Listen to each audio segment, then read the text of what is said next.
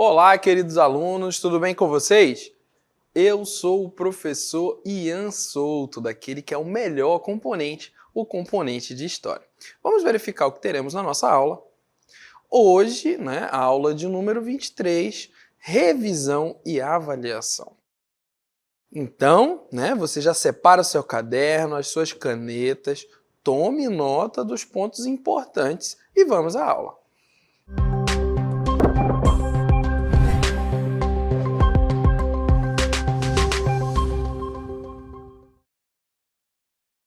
Olha só, que maravilha, né? Então, teremos a oportunidade de revisitar alguns tópicos importantes que foram abordados na nossa unidade, tá bom? E já começamos falando a respeito do Brasil e a sua relação com a nova ordem mundial. Olha só, a nova ordem mundial, ela é caracterizada pela globalização, pela interdependência entre as nações e pela ascensão de novas potências econômicas. Impõe, ao Brasil desafios e oportunidades únicas. O país, o Brasil, com sua vasta diversidade cultural, econômica, social, busca consolidar o seu papel no cenário internacional e garantir o bem-estar da sua população. Então você tem aí justamente um cenário, aquela que é uma palavra muito importante para compreender a história, um contexto. E que contexto é esse? Estamos falando justamente dessa nova ordem mundial, que é um novo rearranjo mundial das potências e dos países. Afinal de contas, anteriormente a esse novo rearranjo, a essa nova ordem, você tinha um mundo bipolar, dividido entre capitalistas e socialistas. Tá? Então, após um fato histórico que foi a queda do Muro de Berlim, que era um muro que literalmente dividia a Alemanha entre a Alemanha oriental e a Alemanha ocidental, ou seja, a Alemanha de um lado capitalista e de outro socialista. Então, após a queda desse muro, compreende-se na história que inaugurou-se um novo cenário mundial, que é justamente a nova ordem mundial. E vale ressaltar que precisamos compreender justamente agora qual será o papel do Brasil dentro desse novo arranjo, tá? Olha só, vamos ao texto. Vale lembrar que essa nova ordem mundial é justamente o nome dado a esse rearranjo estrutural na política, na economia e também na sociedade mundial, ali a partir da metade do século XX. Em substituição à velha ordem mundial então vigente, na qual já tratamos aqui, que era aquilo que ficou conhecido como o mundo bipolar. Nessa configuração, alguns dos antigos países dominantes se mantiveram nessa posição, enquanto outros se viram enfraquecidos diante do cenário que se desenhava mediante a combinação das forças políticas e econômicas. Olha só, vale ressaltar que o Brasil, de um modo geral, nunca foi um país de dominação, um país dominante. Ele sempre esteve ali no meio, um país emergente. E dentro desse cenário, você vai ter justamente uma mudança estrutural e muito, vamos dizer assim, forte dentro do Brasil, pois é a partir dessa nova ordem mundial que o Brasil irá, não antecipar não seria o termo correto, mas irá acelerar o seu processo de industrialização, pois até então o Brasil ainda era essencialmente agrário. E olha só, vamos lá, o Brasil e a década de 80, então você tem ali entre as décadas de 1980 a 1990, né, que foi um período de profundas transformações no Brasil, marcadas também pela transição da ditadura militar para a democracia, né, e com grandes desafios econômicos e sociais. Olha só, é importante, né, estarmos atentos que o Brasil, justamente para, né, atender às novas demandas, né, dessa nova estrutura na qual o mundo, né, estava arranjado, ele passa por um processo acelerado de industrialização, pautado justamente no quê? Em empréstimos, né? Empréstimos de capital estrangeiro. Então, por um dado momento, deu certo. Esse sentimento de um país que estava avançando, né? A sociedade sentindo que estava em um país próspero, deu certo. Porém, né, logo, né, veio a cobrança. E aí você, né, adentra o país justamente pelo grande capital que foi emprestado e o grande capital que teria que ser devolvido, o Brasil entra numa crise financeira. Tá? Olha só, dentro desse período você vai ter justamente ali entre 80, né, e 90, você ainda vai ter um período ditatorial no Brasil. Olha só, a década de 1980 ela foi marcada, né, pelo fim da ditadura. Então você já tem, né, a ditadura que foi implementada em 64, né, e a década de 80 ela é marcada justamente pelo fim. E, né, o ponto principal do fim, que marca, né, de vez o fim desse período ditatorial, é justamente a Constituição de 1988, conhecida como a Constituição Cidadã, né, que vai ser um marco para a redemocratização do país e na garantia, né, de direitos de liberdades, né, individuais e coletivas. Então você vai ter um Brasil, né, ali em meados, a partir de 1950 até a década de 90, né, até o final ali em meados da década de 90, você vai ter um país que passou por diversas mudanças. Desde, né, a mudança da sua matriz econômica, pois você tinha um país essencialmente agrário e que tenta mudar e trazer, né, a sua economia pautada agora na produção industrial, mas também dentro desse intermeio aí, dessas mudanças, você tem, né, um período ditatorial, na qual você vai ter o que? A regressão de muitos direitos individuais, principalmente de liberdade de expressão, mas também direitos coletivos, né? De organização social, de movimentos, né? A classe estudantil e a classe operariada sofreu bastante dentro desse período ditatorial. Então você vai ter na figura da promulgação da Constituição de 88, justamente, né, a reconstituição da democracia e também o resgate desses direitos individuais e coletivos. Olha só, vamos à imagem. E aqui na imagem você tem a figura, né, emblemática do político Ulisses Guimarães segurando justamente, né, aquilo que ele determinou, né, em seu discurso como o documento da liberdade, da dignidade, da democracia, da justiça social no Brasil. Até então, né, é a Constituição vigente. É claro, né, que ela já passou por diversas alterações, sendo retirado alguns artigos, a inclusão de novos artigos. Então você tem uma Constituição que não é fixa. É uma Constituição que passa por adaptações dependendo, né, das necessidades e daquilo que é trabalhado, né, das necessidades do Brasil. Então você tem justamente o Brasil diante, né, dessa nova ordem mundial, um Brasil fervendo, em todos os campos, no campo social, no campo político e também no campo econômico. E como como o professor já citou anteriormente, você tem o quê?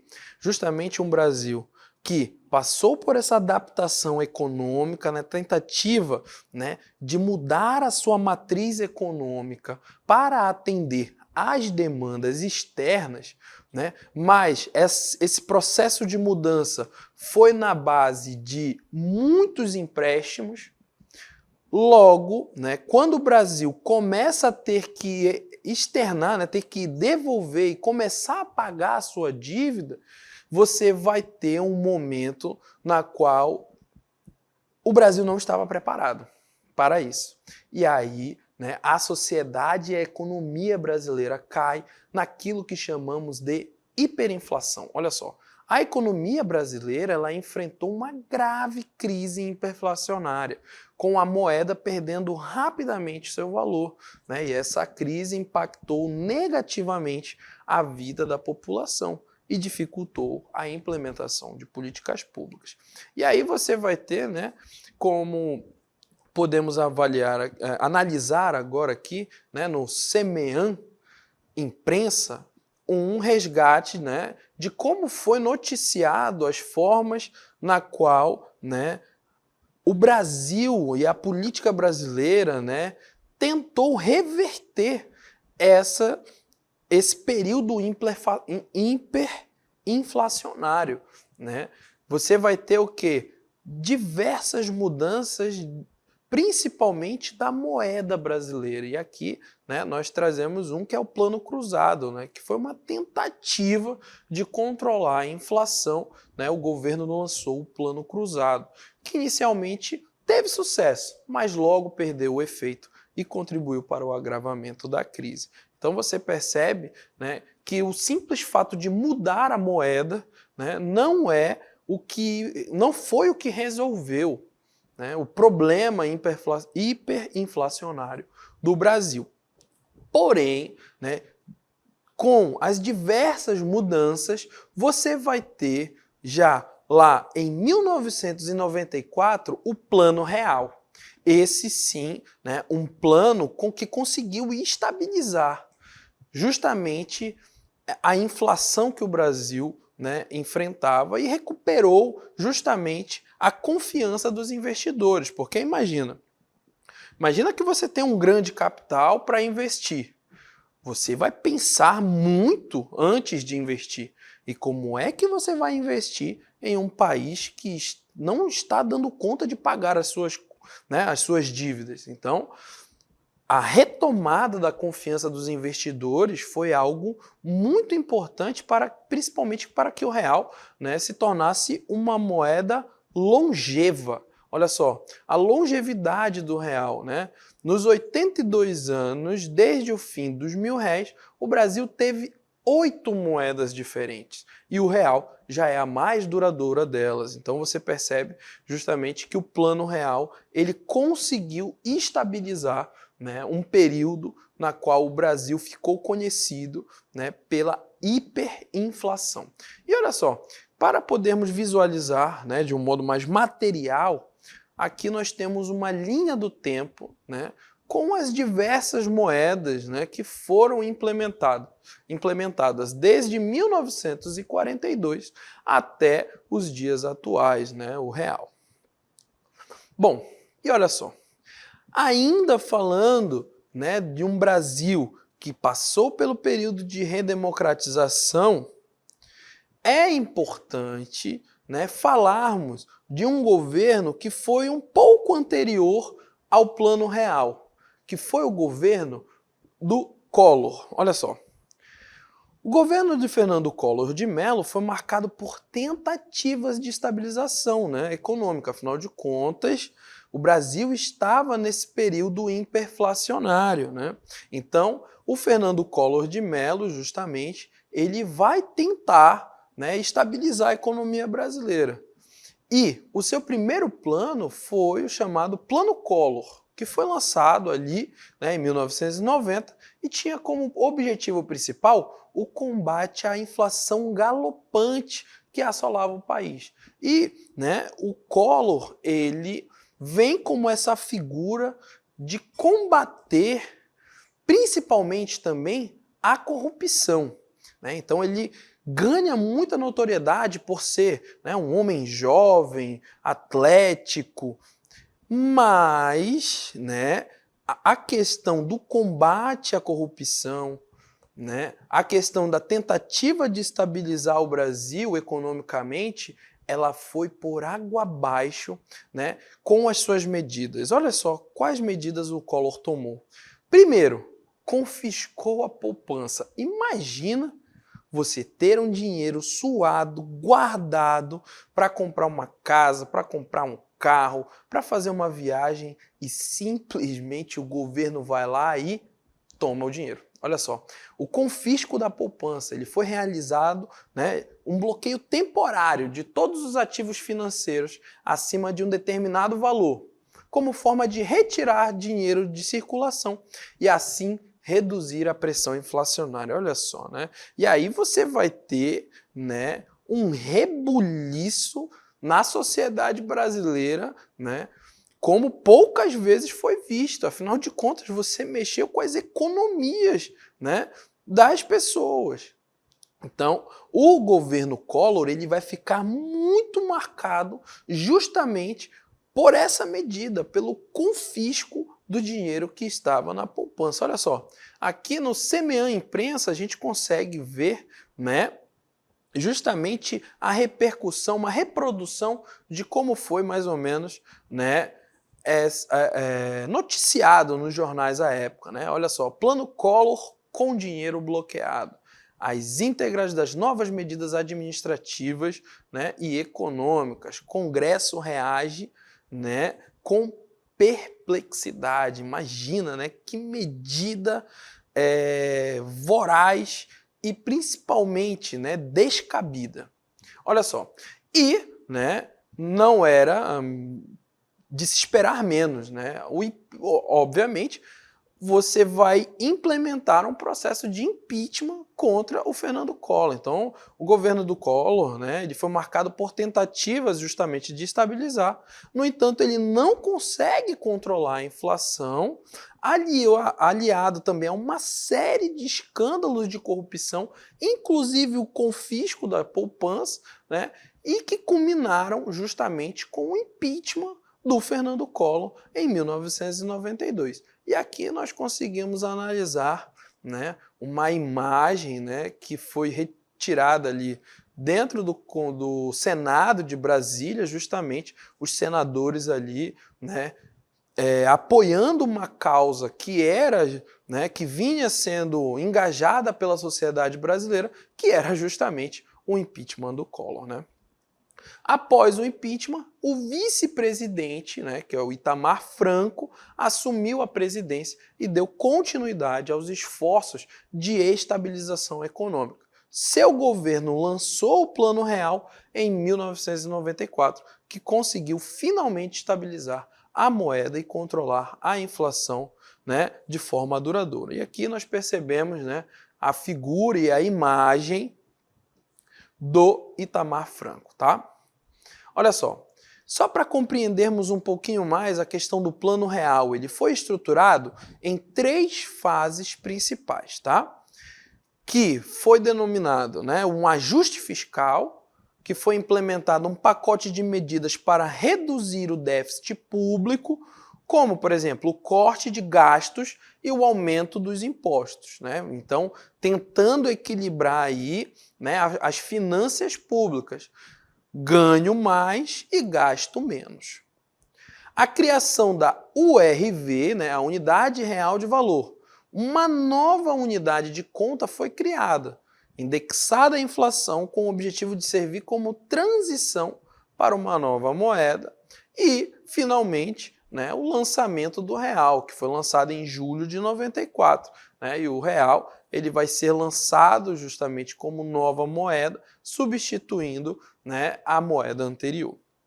E assim, né, você compreende que o Brasil, né, A partir desse contexto mundial, dessa nova ordem, dessa nova estruturação, você tem que ter, né, justamente conectado as mudanças que ocorreram no país, tá? Tanto no campo político, tanto no campo social, tanto no campo econômico, tá bom? E assim encerramos essa visitação, né, essa revisitação em pontos importantes da nossa unidade.